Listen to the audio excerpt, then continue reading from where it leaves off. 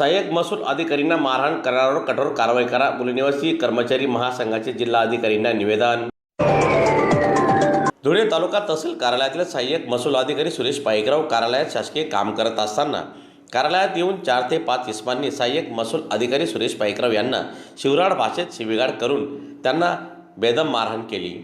या घटनेत पाईकराव यांना गंभीर दुखापत झाल्याने त्यांना वैद्यकीय हिरे महाविद्यालयात उपचारासाठी दाखल करण्यात आले होते.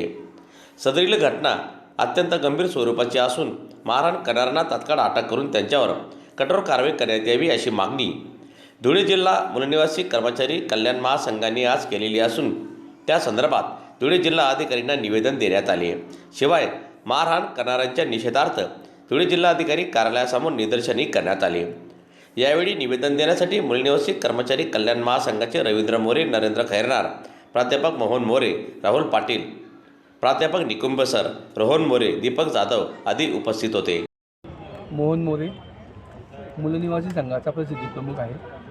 काल तहसील कार्यालयामध्ये सुरेश पाईकराव या शासकीय अधिकाऱ्यावर शासकीय कामात असताना जो भ्याड हल्ला झाला, त्या भ्याड हल्ल्याचा आम्ही या ठिकाणी जाहीर निषेध करत आहोत. एक शासकीय कर्मचारी प्रामाणिकपणे शासकीय काम करत असताना त्याच्यावर बाहेरचे लोक येतात, गावगुंड येतात आणि शासकीय जे साधनसामुग्री आहे, समजा कॉम्प्युटर आहे काय, ती तोडफोड करतात आणि शासकीय कर्मचाऱ्याला मारहाण करतात.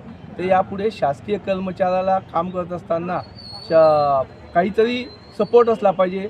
त्यासाठी शासनाने पावलं उचलले पाहिजे. मग या ठिकाणी प्रत्येक कर्मचाऱ्याला पोलीस धरून बसावं लागेल का, असा प्रश्न कायदा आणि सुव्यवस्थेपुढे निर्माण होत आहे.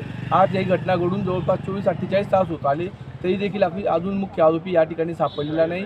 तो मुख्य आरोपी देखील या ठिकाणी लवकरात लवकर पकडण्यात यावं असं ऐकलेलं आहे की हा मुख्य आरोपी देखील तडीपार आहे. मग अशा लोकांना जर आजपर्यंत सापडत नसतील आणि ते शासकीय कार्यालयातून धुडगूस घालत असतील तर अशा लोकांच्या विरोधात जोरदारपणे शासनाने कारवाई करणं गरजेचं आहे.